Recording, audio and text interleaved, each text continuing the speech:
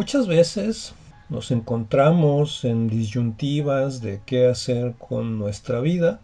De pronto el futuro parece muy incierto. Muchas veces nos movemos o nos mueven las circunstancias salidas de nuestro control y pareciera que una buena parte de nuestra vida está a la deriva. Sin embargo, quiero invitarte a que te imagines si se hiciera una exposición mundial de todas las especies de animales y estuvieran así cada una con su propio stand, con su propio departamento, con sus características, para que los visitantes pudieran entender y ver cuál es lo principal de ellas, las características esenciales, las propiedades, las virtudes, las ventajas y bueno, también las desventajas.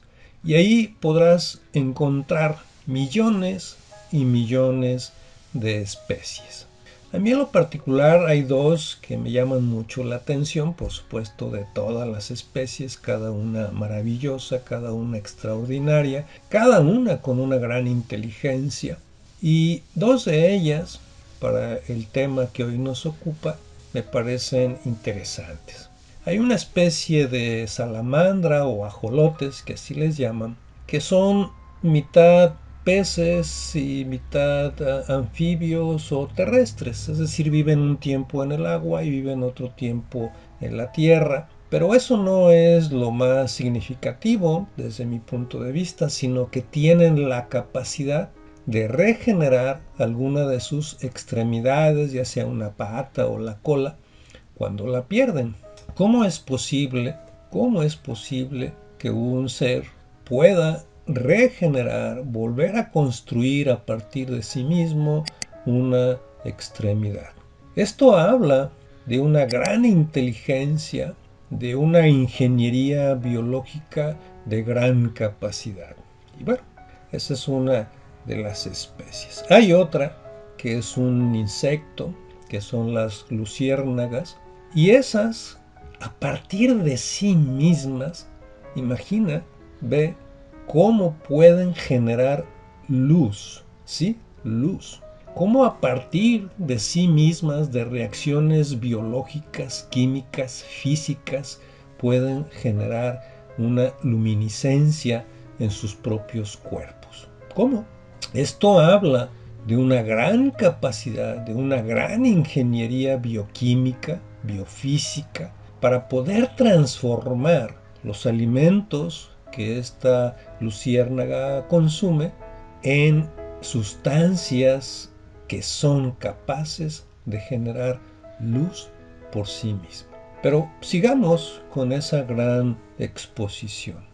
Ahí podrás encontrar todas las especies de animales y seguramente habrá una en la que te identificarás muy fuertemente. Y sí, es la especie humana. Una especie que si se compara con el resto, con los millones de especies que existen, ninguna tiene la enorme y gran capacidad de crear. Hay algunos autores o algunas ideologías, filosofías que le atribuyen al ser humano la característica de sentir, de emocionarse. Pero todos los animales dotados de un sistema nervioso sofisticado o elemental sienten, perciben, y al sentir, lógico, un proceso más avanzado, se emocionan. Y esto pues lo puedes ver en tus mascotas, cómo sienten y se emocionan. Entonces el sentir y el emocionarse no es el patrimonio esencial del ser humano, no, es el crear. La enorme capacidad, la enorme y maravillosa capacidad de crear. Aquí vienen varias preguntas. Una de ellas es cómo una especie que tiene una enorme capacidad de crear puede evolucionar y puede ir generando creaciones que a su vez hagan creaciones. Pero una reflexión previa es de dónde sacó este ser humano, esta especie, la capacidad de crear. Porque esto significaría que esa capacidad la heredó y la desarrolló. Pero si no hay ninguna otra especie en el planeta que tenga esa capacidad, pues entonces sería interesante encontrar la razón profunda de dónde es que tiene esa capacidad de crear. Aquí el tema al que quiero invitarte es que viendo y reconociendo esa enorme capacidad de crear, podamos preguntarnos cómo se está usando y para qué se está usando esa capacidad.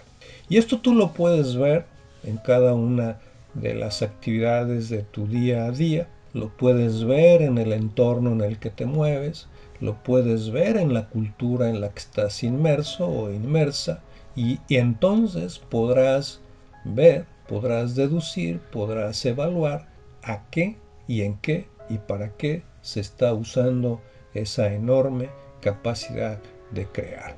Y hay un espectro muy grande, desde crear guerras, crear exterminio, crear pobreza, crear miseria, porque quizás te preguntes, bueno, ¿cómo es que se crea la pobreza y cómo es que se crea la miseria? Bueno, es que esa no existía antes, ¿estás de acuerdo? Siguiendo con ese espectro, se crea también arte, cultura, ciencia, filosofía, tecnología y, en fin, escenarios de esplendor, escenarios maravillosos, condiciones de vida favorables y todo lo que pueda sumar y contribuir a ese ser humano. Entonces aquí la pregunta y la invitación es a que tú, en tu intimidad, en tu reflexión, en tu observación y en tu autoobservación, puedas hacer una retrospección hacia atrás en tu vida y puedas darte cuenta de los momentos importantes en que has creado cosas o situaciones o condiciones, y tanto en un sentido favorable como desfavorable. ¿Esto para qué? Para que podamos entender que nuestro presente no es más que el resultado y la suma de todas las acciones u omisiones que hicimos en el pasado. Y esto nos podrá dar la clave importante, porque si no estamos conformes con lo que somos, si no estamos conformes con lo que tenemos, si no estamos conformes como ha sido nuestra vida y sobre todo cómo queremos que sea, tenemos aquí la clave fundamental, esencial, del punto de partida, de la causa y del origen. ¿Cuál? Esa, la capacidad de crear. ¿Qué vas a crear en tu vida? ¿Qué vas a crear en los meses y en los años que te quedan de vida? ¿Cosas desfavorables para ti y para los que te rodean? ¿Cosas favorables para ti, para los que te rodean y para el planeta mismo? Eso, sin duda alguna, se verá en el transcurso de tus días, de tus meses, de tus años, de tu vida. ¿Quién eres? Eres un ser creado para crear. Creado para crear. Ese es tu verdadero nombre, por si lo habías olvidado. Hasta la próxima.